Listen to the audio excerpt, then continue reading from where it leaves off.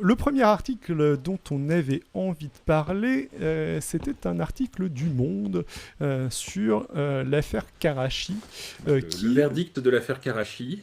qui nous verdict de l'affaire Karachi, donc affaire Karachi qui est, pour résumer en deux mots, une affaire qui concerne, je dirais, le financement de la campagne d'Édouard Balladur par des C'est rétrocommissions sur des contrats d'armement, je résume bien.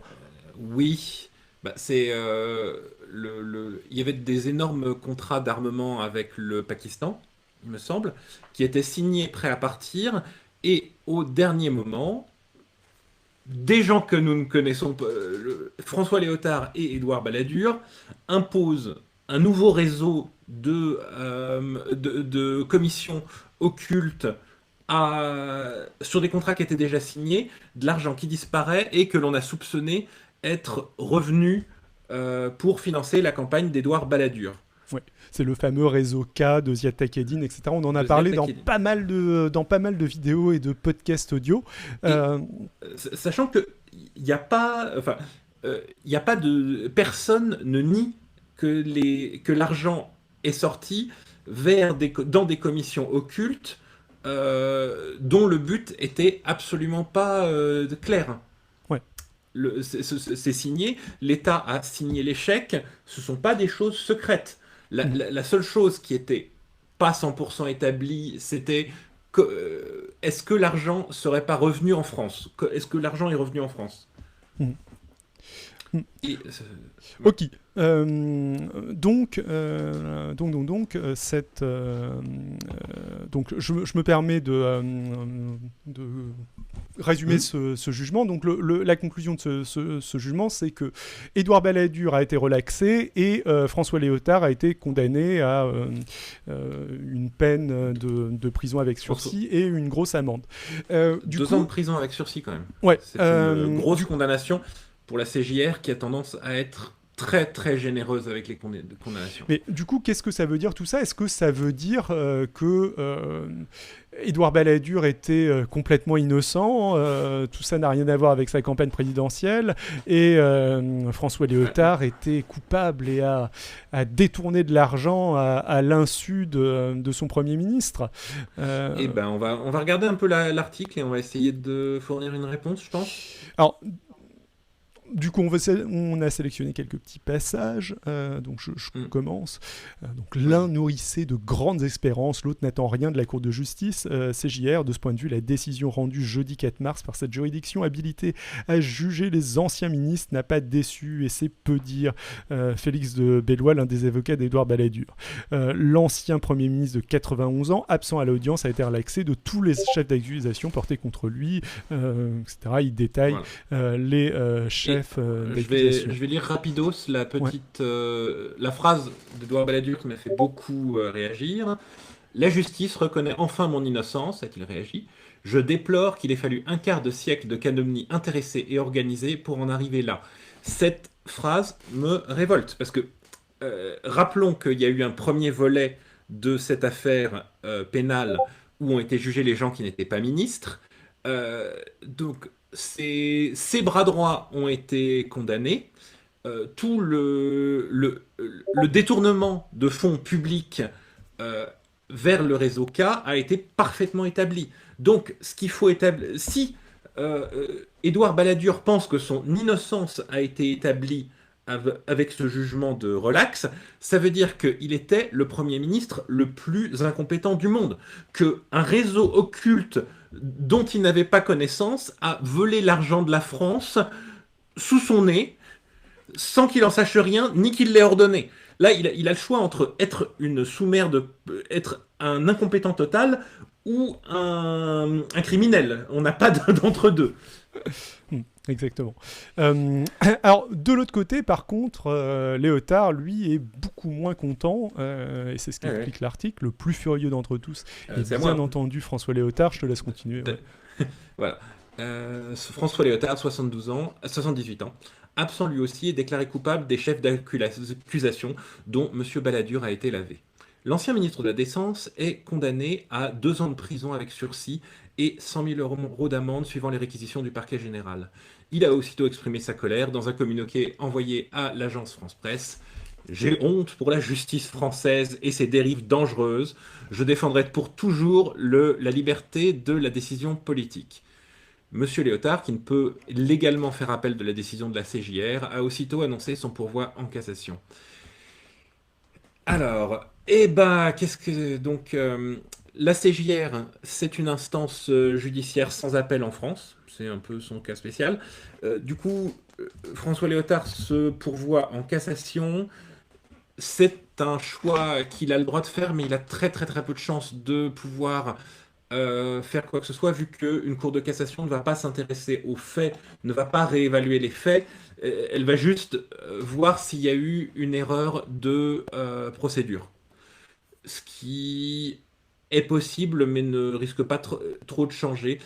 Sachant que si jamais le jugement est cassé, il va passer devant une instance judiciaire qui ne sera pas aussi généreuse sur les peines que la CJR. C'est pas forcément un bon calcul.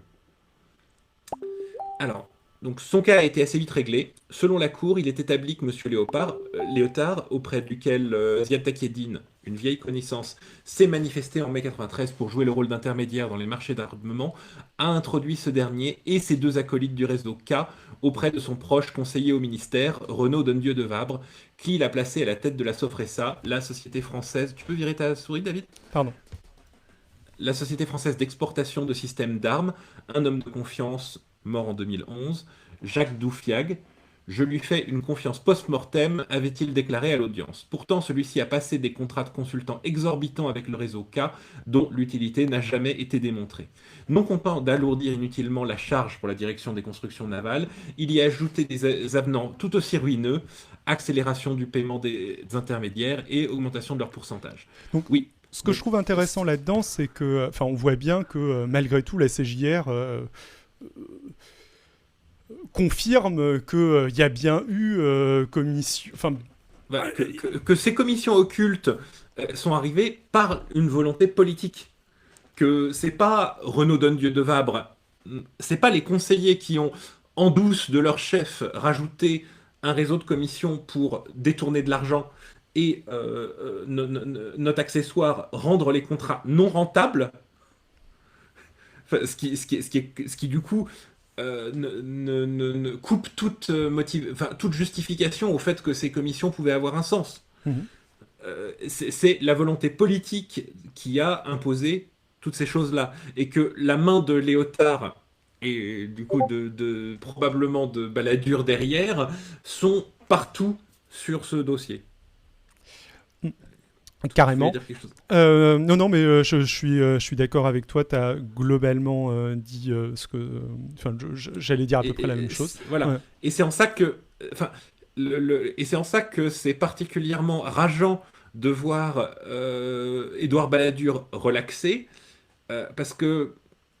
Qu'est-ce que. Léotard, visiblement, ne l'a pas fait pour un profit personnel, vu que, comme il dit, il lui reste 4 moutons et une propriété à 100 000 euros. Donc,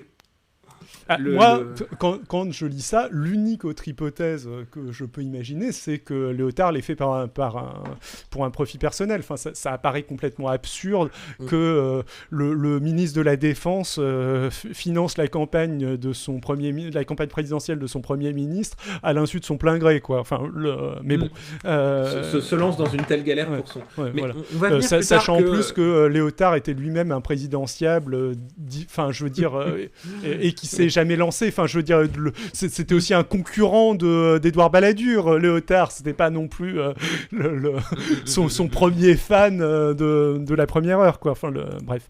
Ouais. Non, mais carrément. Bon, je lis le prochain passage. Il n'est pas impossible que M. Léotard ait aussi indisposé les magistrats par son indifférence, ses comportements, ou parfois sa désinvolture devant les questions de la Cour. D'abord décidé à se défendre seul, alors que M. Balladur affichait une brochette d'avocats brillants et chevronnés, il a finalement quitté le procès sur un coup d'éclat, puis dépêché au dernier moment Madame Brigitte Longuet, le président, qui est, je crois, la femme de Gérard Longuet, hein, président du Sénat. Absolument. Donc,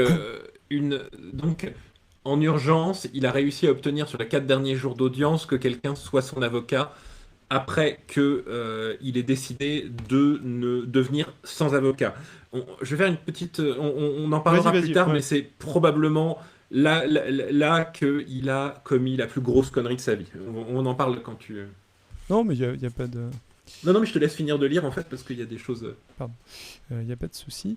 Dominique Potet qui avait demandé aux deux prévenus de lui faire parvenir les éléments de leur patrimoine a sans nul doute reçu de l'équipe Balladur une kyrielle de documents, mais on n'a rien su du dit patrimoine. Il s'est en revanche agacé que M. Léotard, propriétaire de 4 moutons et d'une voiture à crédit, ait omis d'indiquer le montant de ses retraites de l'Assemblée nationale et de l'Inspection générale des finances, ou oublié sa retraite d'élu local. Il n'a accompagné ces affirmations d'aucun justificatif, a souligné le président Potet. Donc, bon, là, ce qui sous-entendent, c'est que Léotard a pas vraiment pris le jugement au sérieux, quoi, en quelque sorte, Non. et qu'il s'est tiré une belle balle dans le pied c'est ça. En faisant ça. Faut voir les réquisitions qui étaient faites contre Édouard Balladur. Les réquisitions, c'était 1 an avec sursis et 100 000 euros d'amende, je crois. Et en fait, contre 2 ans et 200 000 contre Léotard. Et en fait, c'est que le lien, on est dans un procès en droit français où l'accusé n'a pas approuvé son innocence, le juge a approuvé sa culpabilité. Le truc, c'est que le système n'a aucun sens s'il n'était pas dirigé par Balladur, on est absolument d'accord, mais il n'y a pas une preuve vraiment très claire que Balladur ait donné cet ordre. Il n'y a pas un témoignage, personne n'a témoigné que Balladur est venu lui dire ça. Le système K, on sait, les rétrocommissions, les commissions envoyées vers le réseau K, on sait que l'argent est sorti. Et c'est le ministère de la Défense qui gérait le truc. Donc, les avocats d'Edouard Balladur, qui sont très compétents, ont juste passé le procès à montrer les doutes, que le doute raisonnable, ça c'est une expression anglaise, mais en tout cas qu'il y avait un doute raisonnable à avoir sur le fait que Édouard Balladur ait donné cet ordre, et qu'en tout cas la preuve qu'il ait donné cet ordre n'avait pas été faite. Et le fait de ne pas avoir d'avocat pour François Léotard, qui aurait probablement pu se cacher, oui, il aurait probablement pu, en attaquant la crédibilité du dossier avec des avocats professionnels, et sans arriver en faisant l'hélicoptère avec sa bite et en faisant des doigts aux gens, je reconnais pas la légitimité, aurait probablement pu... disons qu'il était plus mal, mais il aurait pu se défendre. Et en fait, la faiblesse des réquisitions contre Balladur montre bien que il y avait une grande faiblesse aussi du lien entre lui et tout le dossier. Ouais. C'est ça que je veux dire.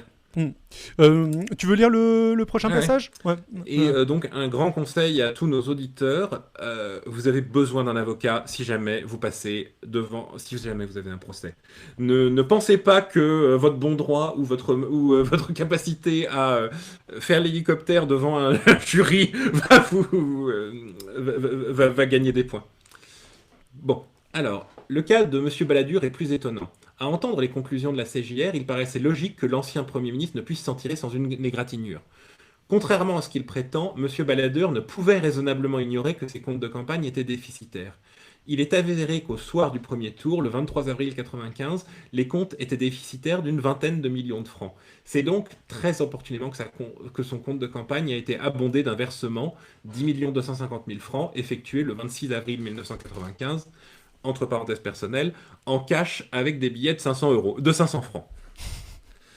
Parce que c'est toujours les gros... tu payes toujours en cash un gros billet quand tu as besoin de payer un truc en urgence comme ça. Tandis que je lance un coucou à Eleonore qui nous salue dans le chat. Et alors, du coup, est-ce que tu peux expliquer un petit peu ce que c'est que la CJR, et est-ce que ce serait pas lié à quelques particularités liées à la CJR, si jamais Édouard Balladur n'a pas été condamné? Ce jugement est très typique de la CJR. En fait, La CJR, la Cour de justice de la République, c'est une cour spéciale qui est là pour juger de crimes ou délits commis par des hommes politiques dans le cadre d'une fonction politique. C'est-à-dire, pourquoi est-ce que Renaud Donedieu de Vabre, blablabla, tout ça, tous ceux qui n'étaient pas ministres ont été jugés au pénal quand nos deux ministres, eux, sont jugés devant la CJR? Mais en fait, c'est parce que signer des contrats d'armement, c'est un travail de ministre. Signer un contrat avec le Pakistan, c'est le travail du ministre de la Défense. Aider à cela, c'est le travail du Premier ministre. Décider de qui reçoit des commissions pour aider à la signature de ces contrats, c'est quelque chose qui peut être légitimement le travail d'un ministre. Et du coup, si est fait mal, pas bien, ou enfin, il y a un choix, devrait être sanctionné par une non-réélection, mais pas forcément. Mais un politique doit avoir une certaine liberté d'action que le contrôle par le système judiciaire ne justifierait pas. Donc, on a une cour hybride de justice qui est là pour déterminer si une action était légitimement politique ou, en fait intéressée et méritait au contraire de passer en jugement. Tu vois ce que je veux dire? Ouais, enfin, Voilà. le Si vous but, avez c'est des questions, de juger si le politique restait dans le cadre de ses exactement. fonctions politiques ou si il était Ou en si train il était en de train de faire faire quelque quelque chose chose de qui, non acceptable. voilà, qui était, je sais pas, ses intérêts privés, qui bravait la Voilà, loi, le etc. financement de sa campagne politique, Euh, sa campagne électorale. Voilà. Exactement, Donc, je comprends. alors, je suis d'accord que ça a un sens de séparer les actions politiques et les actions pouvant être jugées, et les actions, enfin, de pouvoir, de pouvoir juger ça. Ensuite, comment est organisée la Cour de justice de la République? Et ben donc, c'est un jugement, en fait, sans jury, c'est-à-dire que 15 juges sont nommés pour écouter l'affaire. Qui sont ces 15 juges? 3 juges de la Cour de cassation, Mhm. 6 députés, 6 sénateurs. C'est-à-dire qu'à chaque changement à chaque réélection du Sénat ou de l'Assemblée nationale, chacune de ces chambres vont élire parmi leurs membres 6 représentants qui siégeront dans la Cour de justice et 6 suppléants. Mhm. Donc, en ce moment, c'est-à-dire que du coup, il y a une politisation des membres de cette cour. Et après avoir entendu les arguments donc, du procureur après l'instruction, ces 15 juges vont voter à bulletin secret d'abord la culpabilité ou la non-culpabilité Mhm. du prévenu, et ensuite ils vont voter, encore une fois à bulletin secret, la peine à appliquer. C'est un système qui fait qu'on s'est retrouvé plusieurs fois avec des trucs ridicules, du genre quelqu'un qui est déclaré coupable, mais dispensé de peine. Comme on n'a pas les détails des votes, très probablement parce qu'une courte majorité a voté la culpabilité, une courte majorité a voté la dispense de peine, Mhm. et on n'est pas ça. Donc, en ce moment, enfin, c'est Bon, ce qui du coup, amène. Ouais.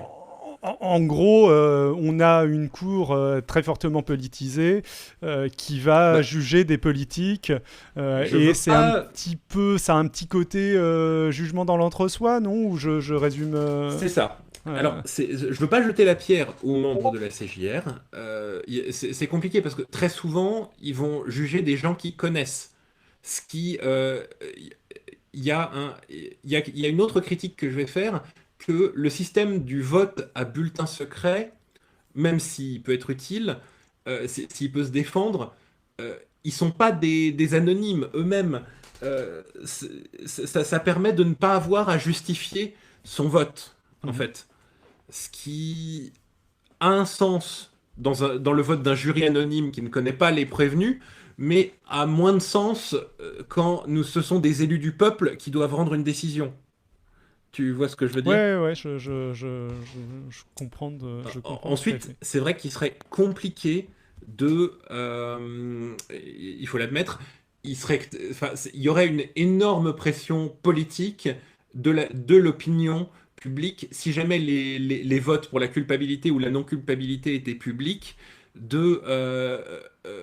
quand l'opinion publique a déjà jugé d'une affaire, un député qui voterait pour l'acquittement sur un prévenu extrêmement impopulaire, ça pourrait être compliqué, je l'admets volontiers. Mais enfin, il y a des problèmes avec ce système. Euh, Qu'est-ce qu'il y a d'autre? Qui amène donc déjà des peines extrêmement clémentes, parce que même sans accuser de l'entre-soi, les jurés de ce procès sont sont naturellement inspirés à s'identifier aux prévenus. Mhm. Et quand on s'identifie très bien aux prévenus, on a tendance à lui trouver des excuses. Ouais. Tu vois ce que je veux dire? C'est un problème humain. Mhm. Ouais, c'est des gens qui ont été dans la même situation, Aussi etc. Ce qui par peut aussi, enfin, pour vendre le bon côté, c'est la ils nature connaissent de nos... David, je l'expérience. t'entends plus du tout. Oula, merde. David? Tu m'entends plus? Ah David, j'ai merde. l'impression de parler dans le vide. Non, non, tu m'entends plus, mais tu. Désolé. Est-ce que on m'entend? Je Désolé. t'entends. Oui, oui. Ouais. Tout le monde t'entendait et je t'entendais aussi. C'est juste Voilà. moi qui ai fait une connerie. David a encore fait une connerie. On applaudit David, tous les gens qui sont là. Faites bien des clap-clap dans le chat. Allez, je veux entendre un tonnerre de clap-clap-clap. Euh, merci Eleonore pour le clap-clap. Andy Forbes et Alex, Eleonore. Vous connaissez du coup. Le, euh, bon. Donc, je disais. On s'identifie très bien. C'est ce qui amène une incohérence entre des jugements au pénal ou des jugements au pénal de la même affaire et des jugements de la CJR. Le jugement au pénal où tout le monde est condamné et le jugement de la CJR avec des gens relaxés. Qu'est-ce que je voulais dire d'autre? Donc, voilà, ça c'était le... Je pense que tu avais terminé sur la CJR, non? Enfin, à moins que. J'ai mi- presque fini. Mis à part J'ai- que je crois avoir cru comprendre Oui, que parce la que, en CJR fait, était un lieu sympathique que l'on mais peut noter disons sur. que j'ai très envie de parler parce qu'en fait, la CJR, c'est aussi un endroit où le peuple s'exprime, c'est-à-dire que pour vraiment vous faire comprendre comment est perçue la CJR, je vais vous lire les critiques Google Maps de la Cour de justice de la République, parce que c'est toujours quelque chose de drôle. 1 étoile sur 5. C'est cocasse de se nommer de la sorte quand on reflète l'exact contraire des valeurs de la République française. 2 étoiles sur 5. La déco est pas très sympa. 1 étoile sur 5. Un poème. Cette institution mérite de disparaître pour une justice plus juste, pour une vraie séparation des pouvoirs, pour l'égalité devant la loi. Boum chakalaka. Non, ça c'est moi qui ai rajouté la fin. 1 étoile sur 5. Pas de site, pas moyen de les contacter par mail. D'ailleurs, je suis d'accord avec ça. C'est vraiment naze qu'ils aient pas un site où ils publient leur jugement parce que là, du coup, je suis à la recherche. 1 étoile sur 5. Bienvenue en technocratie. Voilà, je pense que vous avez tout compris grâce à ça de la Cour de justice de la République.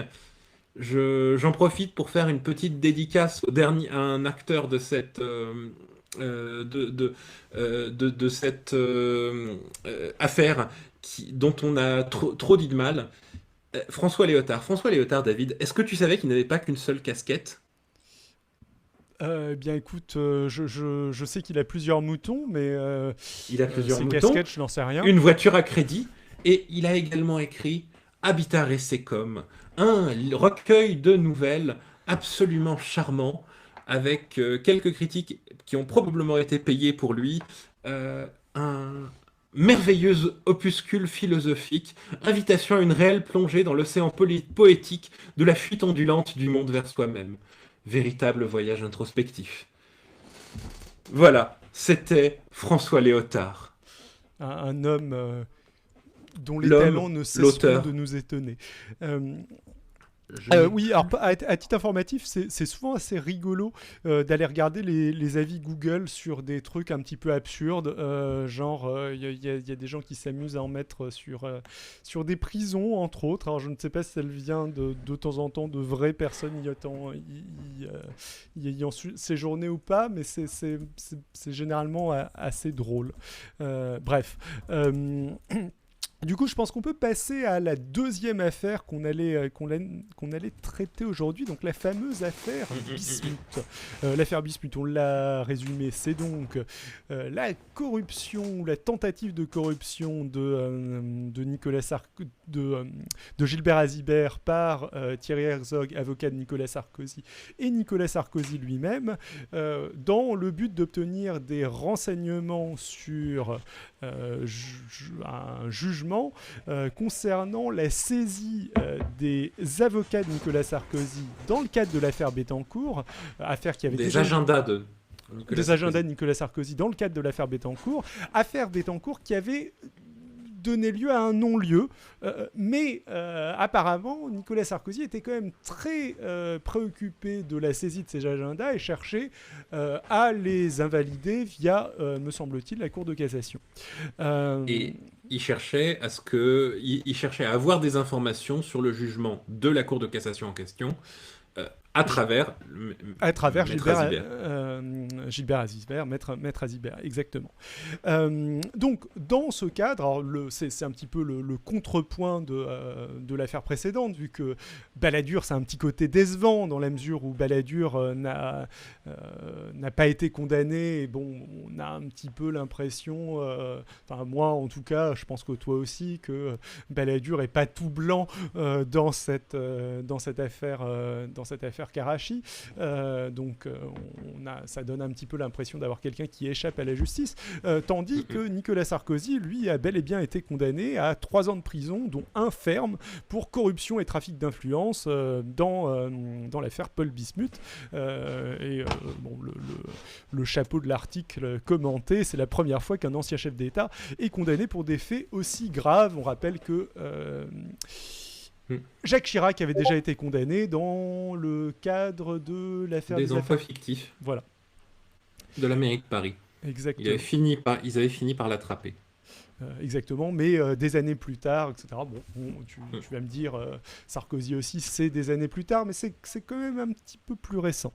Alors, ce qui est très drôle, c'est que, vu le pédigré de Sarkozy, c'est la première fois qu'un ancien chef d'État est condamné pour des faits aussi graves. C'est sans doute quelque chose qu'on va pouvoir répéter régulièrement dans les années qui viennent. Oui, parce que... Il va avoir beaucoup de premières fois. Exactement.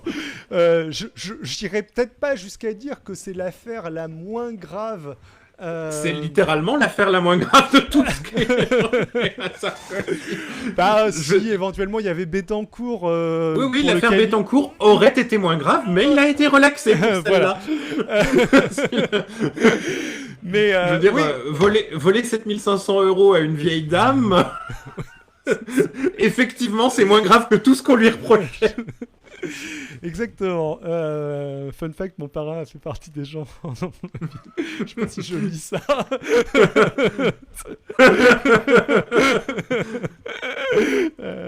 Ah bah nous avons une célébrité, nous avons des gens très impliqués dans le dossier.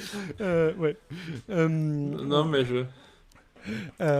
bref. Si on devait faire la liste de tous les gens de nos familles qui ont donné à Urbain ou à Jean-Claude Méry, on en viendrait vite. On monterait vite. Moi, ça va. Non, mais je ne sais pas de qui je peux parler, mais ça peut être n'importe qui dans ce chat, moi je dis. Bref, tout ça a donné lieu à une défense très efficace de Nicolas Sarkozy dans les médias et un certain nombre d'éditorialistes. Très efficace, très intense. Très intense. J'ai pas envie de dire très efficace. Ouais. Très déterminé. Très déterminé, voilà. Dans les médias, on va y revenir plus tard. La célèbre stratégie de vomir du caca et d'espérer que ça trouble un peu la perception de l'affaire dans le public. Mais avant de revenir un petit peu là-dessus, je reviens vite fait sur un autre article de Mediapart. Donc là, globalement, ce qu'explique l'article, c'est que c'est une condamnation importante, grave, pas isolée. En mettre ça un petit peu en perspective, justement, avec les condamnations précédentes de Chirac, etc. Et puis, il y a ce passage que je partage pas mal, et je pense que toi aussi, et tous ceux qui se sont intéressés aux différentes affaires dans lesquelles est impliqué Nicolas Sarkozy ont un petit peu ce sentiment. Et il précise, mais il y a indéniablement un microclimat judiciaire du Sarkozy, une spécificité mortifère de ce mouvement politique qui reste de laisser dans les livres d'histoire comme le berlusconisme en Italie ou le trumpisme aux USA, les stigmates d'un clan suspecté d'avoir privatisé le bien commun à des fins privées, de s'être servi de l'État plutôt que de l'avoir servi. Il s'agit d'un système unique en son genre quand on le sculpte au prisme des innommables dossiers judiciaires qui le cernent désormais. Il n'est pas un proche de Nicolas Sarkozy qui n'ait eu maille à partir avec la justice ces dernières années. Et si tu veux, je te laisse lire la liste, si tu as envie. La liste a quelque chose de vertigineux quand on se penche dessus.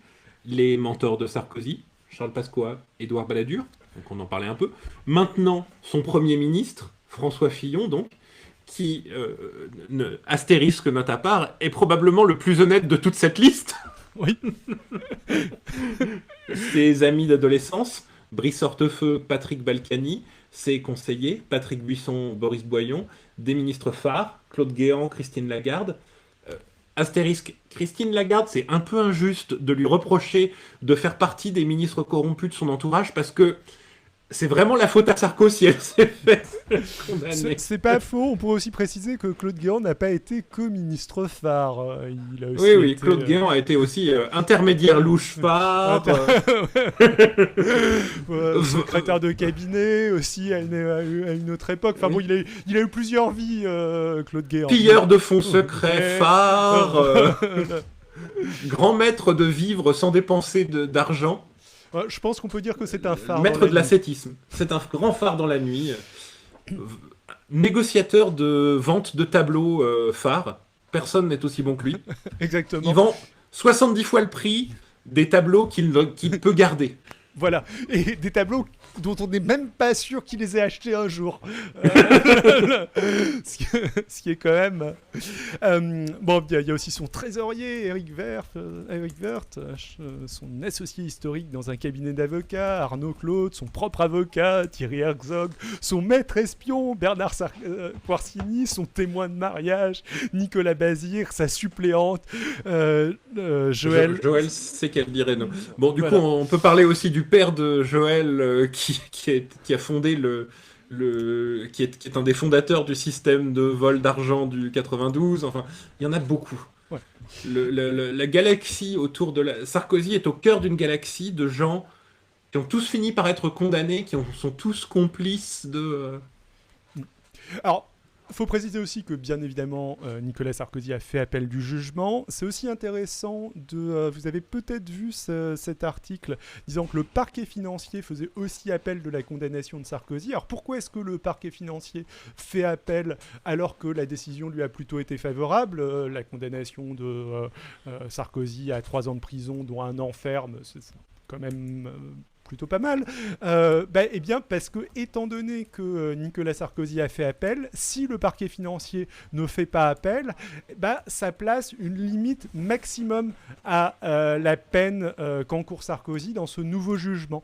Donc le fait que le parquet financier fasse appel aussi, c'est une manière de surenchérir, entre guillemets, et de faire en sorte que les condamnations n'aient pas de borne supérieure et pas non plus de borne inférieure lors de ce procès en appel. Aussi, c'est pour enfin, c'est pour reprendre l'initiative et pas laisser l'initiative médiatique à 100% à Sarkozy. Exactement. Et donc, on va un petit peu parler justement de cette initiative médiatique. J'aurais envie de dire offensive. Offensive médiatique.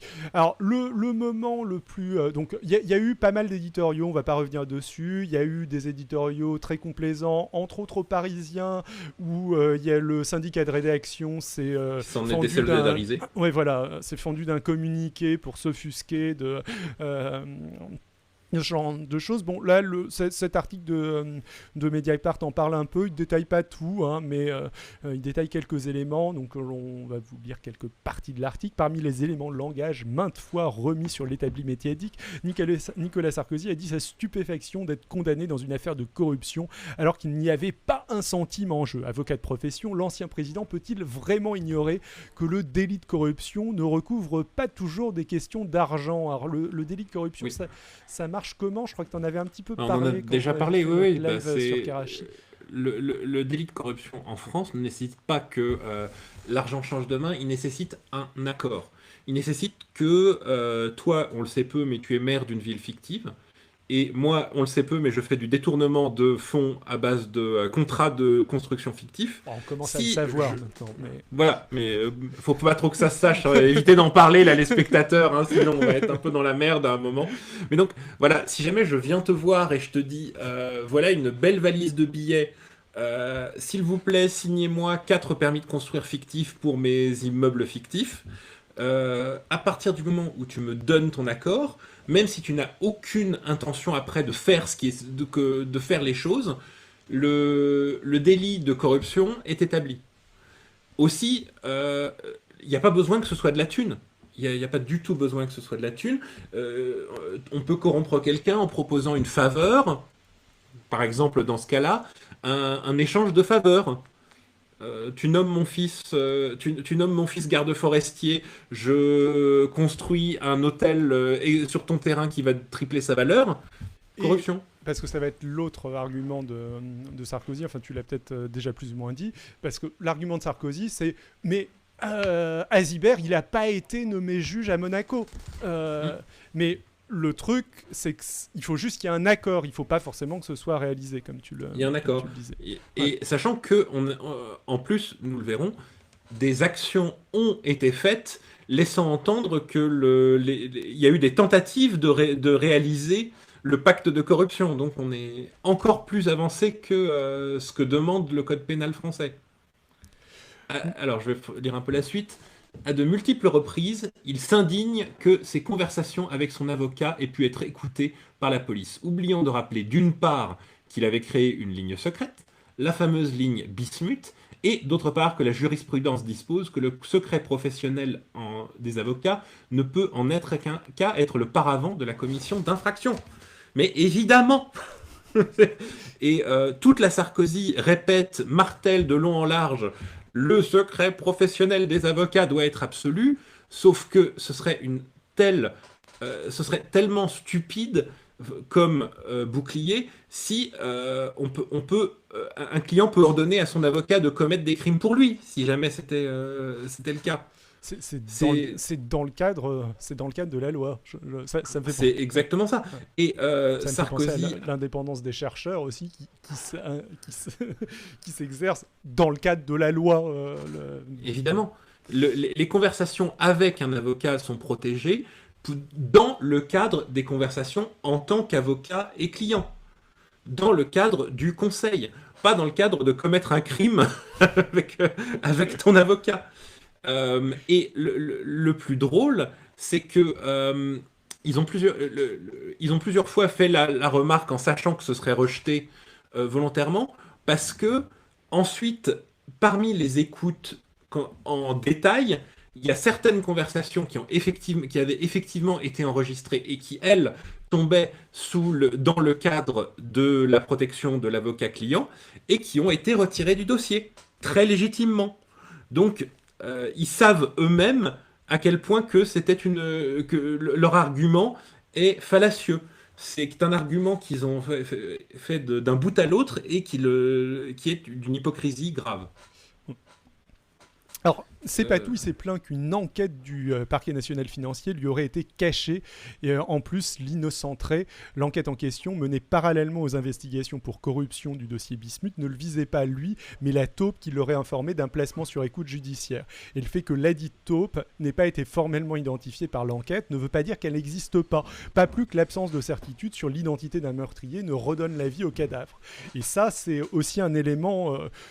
quand on lit le alors, jugement, on a assez peu de doute là-dessus. C'est-à-dire que ce qui apparaît, c'est qu'à un moment donné, Nicolas Sarkozy a été informé qu'il était sur écoute et il n'a pas été informé par Azibert qui n'était pas au courant. C'est vraisemblablement Thierry Herzog qui a été informé, d'ailleurs pas directement Sarkozy. Et du coup, il y a quelqu'un d'autre qui a informé Sarkozy d'écoute qui le visait spécifiquement et qui n'a pas été trouvé. Et c'est logique que la justice enquête là-dessus parce que c'est oui. Sachant que, complètement illégal. voilà. Et le fait qu'il n'ait pas été trouvé n'innocente en rien Sarkozy. On ne sait pas qui l'a informé qu'il était sur écoute illégalement. Ça ne veut pas dire que les écoutes étaient illégales.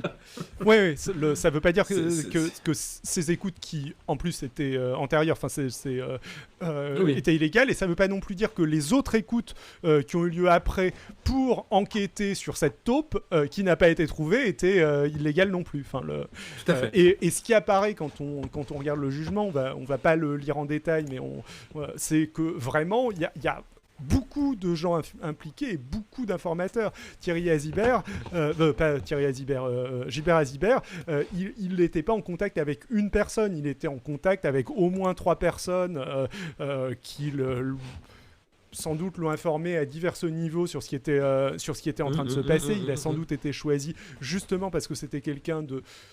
Bon, déjà parce que c'était un proche de Thierry Herzog, mais aussi parce que c'était quelqu'un qui était très connecté à pas mal de personnes qui pouvaient l'informer sur ce qui était en train de se passer. Et le problème aussi, c'est que un secret est mieux gardé quand il est gardé par 2 personnes que quand il est gardé par 20 personnes. Et là, c'est peut-être pas 20 personnes, mais c'est un nombre relativement important de personnes quand même. Et quand il faut se coordonner à 5-6 pour savoir ce qu'il faut dire au juge et qu'on fait ça sur des lignes téléphoniques que le juge écoute, ça laisse des traces. Et la preuve. Ça se voit. Voilà, du coup, j'imagine qu'on en parle après. L'argument ultime de Sarkozy dont il parle toutes les 3 phrases, paraît-il que le dossier est vide. Alors le dossier est tout sauf vide, mais bien sûr. on va le voir après. Il y a énormément de choses très convaincantes dans ces 250 pages. Mais peut-être avant de rentrer dans le dossier, est-ce qu'on n'aurait pas un ou 2 autres trucs à dire sur la défense de Sarkozy? Je parle entre autres, un truc qui m'a choqué dans cette interview, c'était même pas au niveau de Sarkozy, mais au niveau du journaliste de TF1 qui l'interviewait, dont le nom m'échappe à l'instant, mais tu vas m'aider. Gilles Boulot. Ouais. Au niveau de Gilles Boulot, qui cherchait à, je sais pas, soit faire dire à Sarkozy que c'était un jugement politique, une vendetta des juges, etc. Discours que Sarkozy a plus ou moins tenu 4 ou 5 fois avant. Mais étant donné que Sarkozy ne le disait pas explicitement, du coup, Gilles Boulot était vraiment en train de lui servir la soupe. C'est-à-dire qu'il développait son argumentaire pour lui et Sarkozy n'avait pas vraiment à le développer. Je ne sais pas si tu l'as perçu comme ça. Gilles Boulot posait des questions connes, surtout. Je n'ai pas envie de mettre en doute son honnêteté, mais disons que je ne vais... J'essayais de le dire poliment. Disons que c'est pas, il a peut-être pas l'expérience nécessaire pour combattre quelqu'un qui, comme Nicolas Sarkozy, lui laisse pas en placer une et maîtrise à la perfection tout le temps de parole, et accapare à la perfection la totalité du temps de parole et ne met des pauses que à des moments où il a fermé toutes les avenues de questions intelligentes. Il a fermé toutes les avenues de questions. Mais monsieur Gilles Boulot, vous ne m'interviewerez pas sur ce plateau si vous pensiez que j'étais coupable, n'est-ce pas? Non, non, il était plus subtil que ça. Si jamais j'étais un bandit, un truc, il en rajoutait suffisamment. Est-ce que vous m'auriez invité sur ce plateau? Et Gilles Boulot était un peu stupéfait. Et même lui, je pensais, avait envie de dire, vous avez vraiment envie d'avoir la réponse à cette question? Mais il l'a pas dit. C'est la et du ouais. coup, vraiment, il a été vraiment très très très mauvais, je Oui, trouve. oui. C'est un présentateur télé, ce n'est pas un journaliste politique. Et ça se ressentait très très fort. Ouais, soit. C'est surtout ça, moi, qui m'a frappé. Et Sarkozy est bien assez intelligent pour savoir choisir La personne, son interlocuteur. la personne qui l'interviewe. Écoute, ouais, c'est possible. C'est assez triste en tout cas. Bref. C'est assez représentatif de la, comment ça s'appelle, du PAF, j'ai envie de dire. Alors, avant de parler un petit peu plus en détail de ces 250 pages dont on reviendra vraiment plus en détail une autre fois en fait dessus. L'article cite les principaux extraits des motivations des condamnations qu'avancent les juges. C'est assez intéressant et ça répond quasiment par avance. Vu que ça, c'est le jugement, quoi. Enfin, Sarkozy n'avait pas encore fait son interview télé, mais ça répond par avance au contre-argument de Sarkozy, en quelque sorte. Donc, les éléments de téléphonie démontrent bien le concert frauduleux ayant existé entre les trois protagonistes, lesquels connaissaient parfaitement le rôle et les attentes de chacun. Monsieur Thierry Herzog apparaît comme l'initiateur de cette mise en relation et l'intermédiaire obligé et indispensable entre Monsieur Gilbert Azibert et Monsieur Nicolas Sarkozy pour obtenir des informations privilégiées, voire influencer la décision à venir. Voilà, enfin là c'est Voilà. c'est le côté mes conversations téléphoniques, vous avez épluché des centaines des milliers de conversations et vous avez reconstruit des trucs Disons que, pour leur faire dire quelque chose. Non. L'argument que le dossier est vide est d'une platitude, d'une connerie sans nom, parce que c'est quand même dans ce dossier où on a tous entendu, ou en tout cas vu retranscrit, Nicolas Sarkozy dire explicitement à son avocat Thierry Herzog va corrompre Gilbert Azibert. Thierry Herzog lui dire il veut un poste à Monaco et Nicolas Sarkozy dire oui. Je veux dire, le dossier, tu peux pas faire plus loin. Va corrompre Azibert dans la mesure où en gros c'était Herzog qui récupérait les informations d'Azibert et c'était Sarkozy qui faisait l'acte il a dit oui, d'aller contacter les gens à Monaco pour corrompre, pour obtenir la faveur que donc il était même pas seulement comment dire il demandait pas à Thierry Herzog de faire l'acte illégal, il l'effectuait en bonne partie lui-même. Oui. Qui apparaît, ce qui apparaît dans le jugement et ce qui avait déjà été un petit peu détaillé dans Mediapart, c'est que tout ça s'est passé dans un timing très très chaud. Donc, en résumé, qu'est-ce qui se passe dans un premier temps, on ne sait pas exactement comment, peut-être par simple suspicion, Thierry Herzog et Nicolas Sarkozy se doutent que leur ligne principale est surveillée par la justice, donc ils décident d'ouvrir une ligne secondaire sur laquelle ils discutent des informations que leur donne Azibert, etc. Et puis il y a un moment donné où d'un seul coup ils apprennent que cette ligne est aussi écoutée, et en effet elle l'était, et ils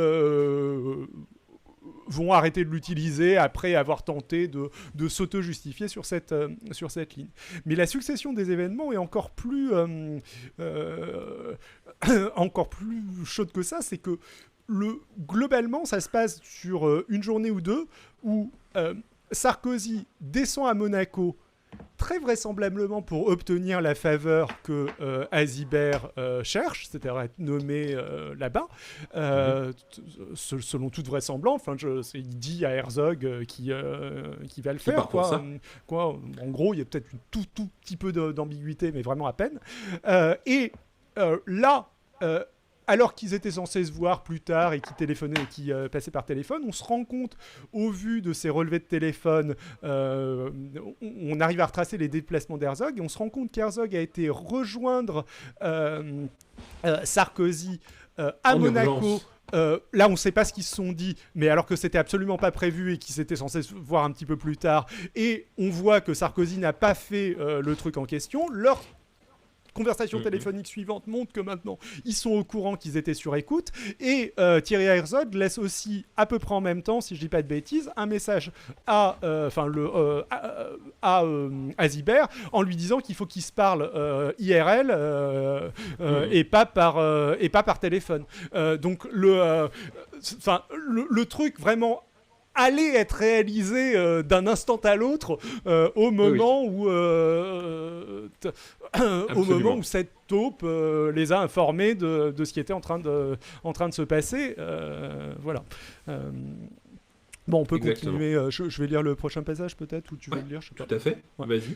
Par ailleurs, il convient de souligner d'une part qu'il a maintenu son pourvoi en cassation bien qu'ayant bénéficié d'un non-lieu, et que d'autre part, lors de ses auditions à l'audience, il a déclaré avec force que pour lui, l'annulation de la saisie de ses agendas était un point important sur le plan des principes, qu'il considérait que ses droits avaient été violés, qu'il avait pris la décision de mener une action pour que ses agendas lui soient restitués, et que la question de la saisie soit tranchée, qu'il voulait une deuxième victoire, et qu'il y avait mis toute son énergie. Donc là, ce que je trouve intéressant dans ce passage, c'est que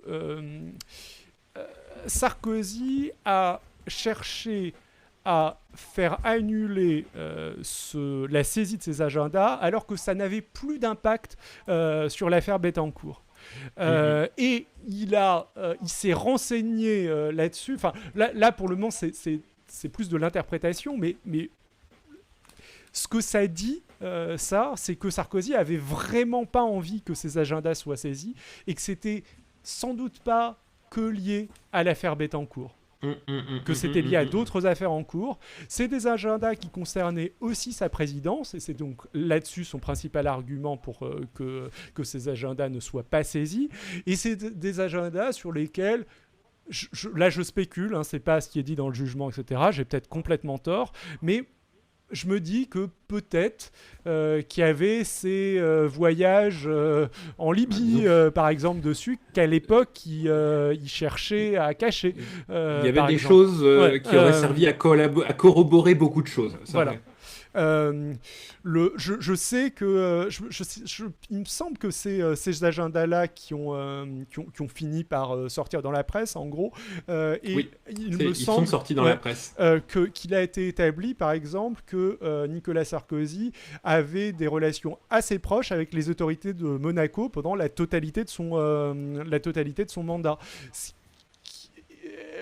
Ce qui ironiquement pourrait donner davantage de corps au fait qu'il ait une certaine influence là-bas, par exemple.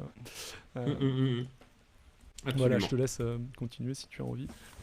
Alors, on en était à celle-là. Ouais. Il est établi que M. Nicolas Sarkozy a parfaitement conscience de la nécessité de récompenser les services rendus par M. Gilbert Azider, puisque avant même que ne soit évoqué le poste à Monaco, il indique « moi, je le fais monter ». Donc, dans les conversations, il était déjà en train d'évoquer une récompense à des services rendus. Donc, l'établissement du pacte de corruption est vraiment très, très facile à faire. Ouais, carrément. Oui. Pareil. Je continue. La preuve du pacte de Vas-y. corruption ressort d'un faisceau d'indices graves, précis, concordants, résultant des liens étroits d'amitié noués entre les protagonistes des relations d'affaires renforcées. Pardon, je le refais. La preuve du pacte de corruption ressort d'un faisceau d'indices graves, précis et concordants, résultant des liens très étroits d'amitié noués entre les protagonistes, des relations d'affaires renforçant ces liens. Monsieur Thierry Herzog était l'avocat de Nicolas Sarkozy, des intérêts communs tendant vers le même but, celui d'obtenir une décision favorable aux intérêts de monsieur Nicolas Sarkozy, et des écoutes téléphoniques démontrant les actes accomplis et la contrepartie proposée. Il est établi que des informations privilégiées et confidentielles ont été transmises de manière occulte, en violation des droits des autres parties et de la déontologie des magistrats, et que cette transmission a été facilitée par les fonctions de premier avocat général à la Cour de cassation de M. Gilbert Azibert, lequel avait parfaitement conscience de manquer à son devoir de probité. M. Thierry Herzog et Nicolas Sarkozy avaient conscience de l'illicité des actes accomplis par M. Gilbert Azibert et du caractère confidentiel des informations réceptionnées. Les délits dont les prévenus ont été déclarés coupables ont porté gravement atteinte à la confiance publique en instillant dans l'opinion publique l'idée selon laquelle les procédures devant la Cour de cassation ne procèdent pas toujours d'un débat contradictoire devant des magistrats indépendants, mais peuvent faire l'objet d'arrangements occultes destinés à satisfaire des intérêts privés, assène le tribunal. Alors je reviens sur le point juste un petit peu précédent avant que tu reviennes sur celui-là. Ce que je trouve assez intéressant là et ce qu'on comprend bien en regardant le détail du jugement, c'est Gilbert Azibert avait parfaitement conscience de manquer à son devoir de probité. Monsieur Thierry Herzog et Nicolas Sarkozy avaient conscience de l'illicité des actes commis. Et c'est ça qui est assez intéressant avec ces écoutes téléphoniques, c'est-à-dire que non seulement elles concernent ce qui s'est passé avant que Sarkozy se rende compte qu'il était sur écoute, mais elles concernent aussi ce qui a été écouté après. Et après, on entend les protagonistes essayer de se mettre d'accord sur ce qu'ils doivent dire, avoir des discours sur ce qu'ils risquent et à quel point ils risquent des choses. On les voit se coordonner, enfin on comprend, c'est ce que j'ai raconté tout à l'heure, que Thierry Herzog fonce à Monaco pour empêcher à la dernière minute Sarkozy de mettre sa main dans la souricière, en quelque sorte. Enfin bon, vu ce qu'ils ont fait, ils peuvent pas après derrière aller raconter oui non mais on faisait rien d'illégal, c'était ok, moi je me renseignais juste sur ce qui se passait, mais je n'incitais pas Azibert à aller au-delà de ce qui était légal. C'est une part importante d'un jugement. Ouais. On doit établir l'intention du criminel, du prévenu. Et en fait, ce dossier, c'est quelque chose qui est difficile à faire. Généralement, est-ce que quelqu'un avait vraiment l'intention de briser la loi? Est-ce qu'il savait? Est-ce qu'il en avait conscience? Et là, les écoutes sont tellement détaillées qu'on a ces éléments établis de manière très facile. Le jugement est plein. Contrairement à ce que dit Sarkozy. Sarkozy, ouais. Je passe au truc suivant, peut-être, où tu... Du coup, il s'est servi de son statut d'ancien président de la République et des relations politiques et diplomatiques qu'il a tissées alors qu'il était en exercice pour gratifier un magistrat ayant servi son intérêt personnel. Au surplus, M. Nicolas Sarkozy a la qualité d'avocat et était donc parfaitement informé des obligations déontologiques de cette profession. La gravité des infractions commises ayant lourdement porté atteinte à la confiance publique et la personnalité de leur auteur rendent le prononcé d'une peine ferme indispensable et toute autre sanction pénale manifestement inadéquate. Enfin, c'est quelque chose de violemment, quoi. De violent. De violent, et c'est... Enfin... on le comprend, quoi. Enfin, c'est assez... Enfin, un ancien président de la République qui fait ça, oui, ça porte gravement atteinte à la confiance publique. Le fait que ce soit un ancien président a de l'importance là-dedans, et c'est normal de prendre ça en compte dans la délibération. Voilà. Donc ça, c'est une manière de répondre à Nicolas Sarkozy, qui explique que il est jugé de manière complètement injuste, etc. Mais il est jugé de manière particulière, c'est vrai, mais mais parce qu'il est quelqu'un de particulier. Personne Oui. ne peut aller se justifier aux 20h de TF1 parce que, enfin, très peu de personnes, il y a Carlos Ghosn aussi, Oui, peuvent c'est aller se ça. justifier aux 20h de TF1 parce que ils sont accusés d'un truc Voilà. grave. Et Donc, il le dit aussi que c'est c'est une honte pour la justice, que ça fait perdre de la crédibilité à la justice un procès politique. Mais le truc, c'est que c'est une honte infiniment plus grave, un président qui se fait enregistrer en train de corrompre un juge, un ex-président. Et ce serait une honte pour la justice qui ne soit pas poursuivie avec toutes les forces. Je veux dire, quand on voit à quel point notre justice est trigger happy pour beaucoup de cas, si jamais lui pouvait y échapper avec des arguments aussi fallacieux. ouais, c'est clair. Euh, C'est clair, c'est clair. Bon, on a fait le tour des articles. Je peux peut-être quand même aller vite fait sur Voilà. un ou deux trucs rigolos dans le jugement, peut-être. Je sais pas si. Voilà. Dis un ou deux, ouais. Euh, alors. Voilà, on va s'arrêter là. On espère que ça vous a plu. Merci à tous ceux qui étaient dans le chat. Merci à tous, à toutes et aux autres d'être là. Exactement. Et on vous fait de gros bisous. On vous dit merci beaucoup et on se retrouve dans 2 semaines pour une autre revue de presse politique d'actu. Ou pas forcément. Ou pas, ouais, exactement. Philosophique. Tout à fait. On va probablement pas parler sport, mais on peut-être, qui sait, si on nous le demande. Voilou, voilou.